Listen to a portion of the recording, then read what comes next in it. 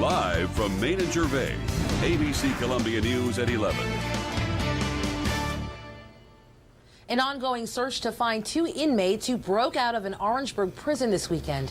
Good evening, I'm Rochelle Dean. And I'm Josh Berry. One of the prisoners who escaped had been arrested, but authorities are still looking for two others tonight.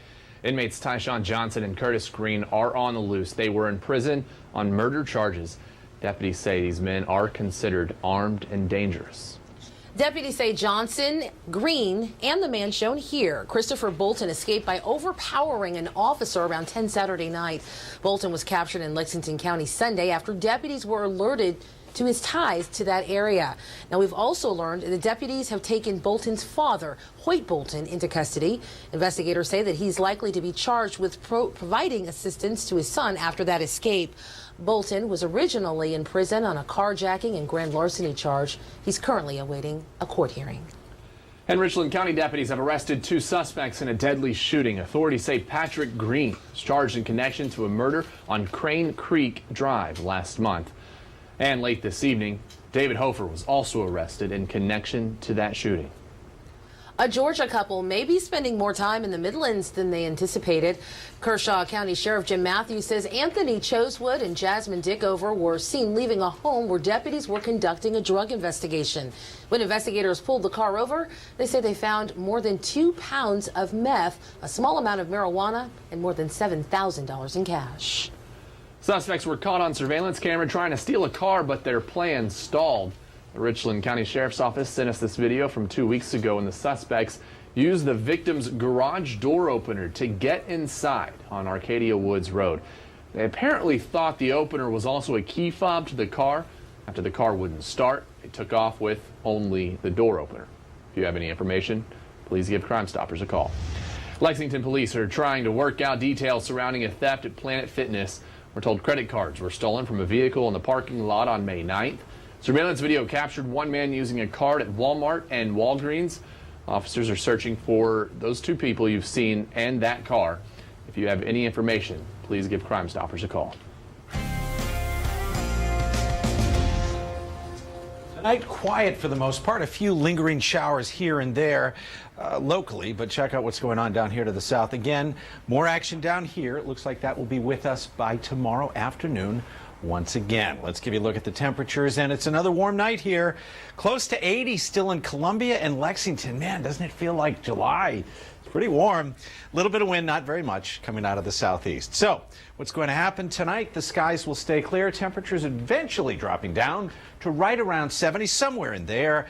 Tomorrow, different day, same story, as you see. Early sun, then some PM showers. Temperatures once again mid to upper 80s. This pattern is going to be with us for a little bit, too. We'll go over that in 10 minutes.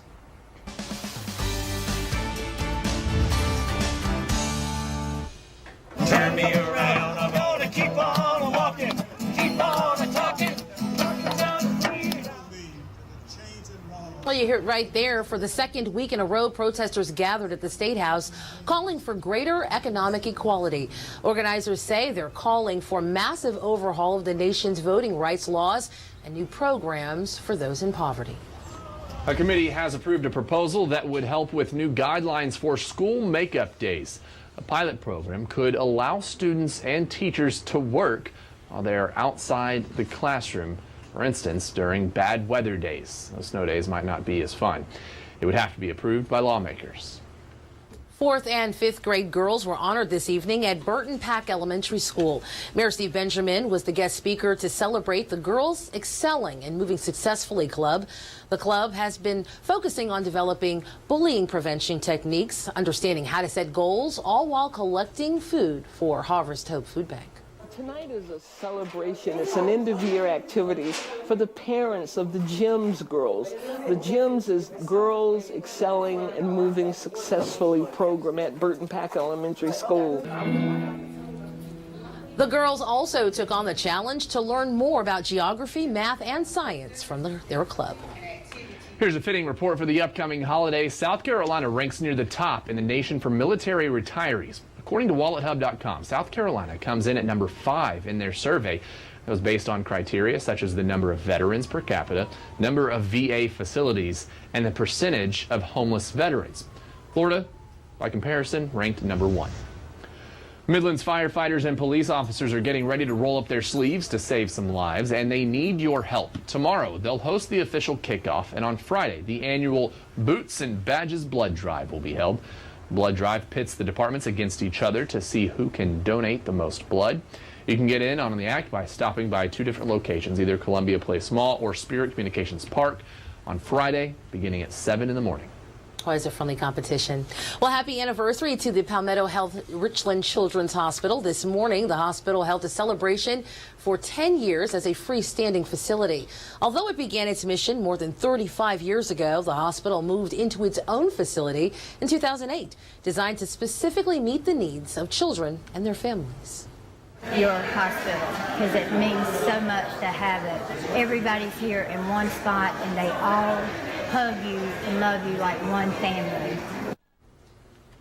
More than 150,000 children are cared for at Palmetto Health Richland Children's Hospital each year. County officials want you to know Broad River Road is a neighborly place. Today, the county unveiled new signage on Broad River Road.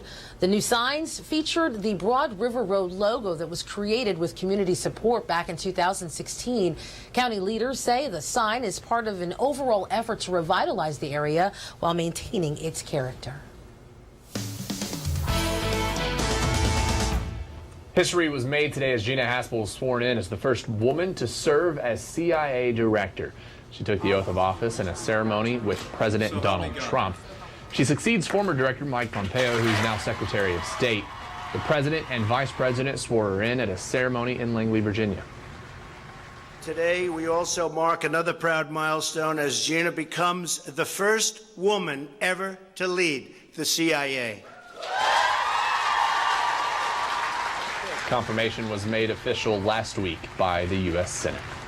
The president also ordered the Department of Justice to investigate whether the FBI spied on his campaign today. Yeah, this comes amid a flurry of tweets over the weekend blasting the Russia investigation as a politically motivated witch hunt. ABC's Tara Palmari has the latest from Washington. At the CIA headquarters, President Trump watching the swearing in of the agency's first female director, Gina Haspel. This just hours after the president took a shot at former CIA Director John Brennan, quoting this Fox News analyst. John Brennan has disgraced himself. He's disgraced the country. The president tweeting those insults along with the false claim that Brennan launched the investigation. It was actually former FBI Director James Comey. Mr. Trump even quoting a suggestion that Brennan deserves jail time, tweeting, "This guy is the genesis of this whole debacle. This was a political hit job. This was not an intelligence investigation. Brennan has disgraced himself. He's worried about staying out of jail." This weekend, President Trump announced on Twitter that he's acting on his often repeated threat to intervene in the Russia probe. Tweeting, "I hereby demand that the Department of Justice look into whether the FBI DOJ infiltrated or surveilled the Trump campaign for political purposes, and if any such demands or requests were made by people within the Obama administration." This follows a report in the New York Times that the FBI sent a confidential informant to speak to 2 Trump campaign advisors who had made suspicious contacts with the Russians before the election. The FBI won't confirm that it used a secret informant, but last week the director did speak about the need to keep informants' identities and activities secret. The day that we can't protect human sources is the day the American people start becoming less safe.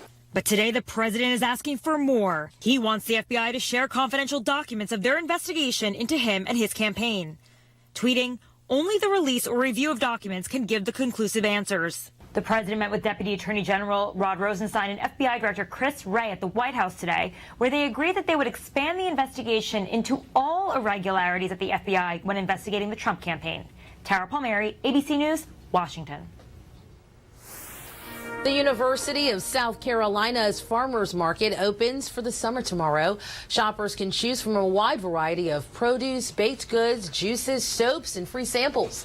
The market is open from 11 o'clock in the morning until 1 in the afternoon at Davis Field next to Longstreet Theater. The fun will go on rain or shine each Tuesday through June 26th. Well, Netflix makes a deal with a former president and first lady. And coming up, the upcoming series that will have you keeping up with the Obamas. And this guy may have had a few too many on a flight to Charleston. the outrageous scene he made that had no one wanting to sit next to him.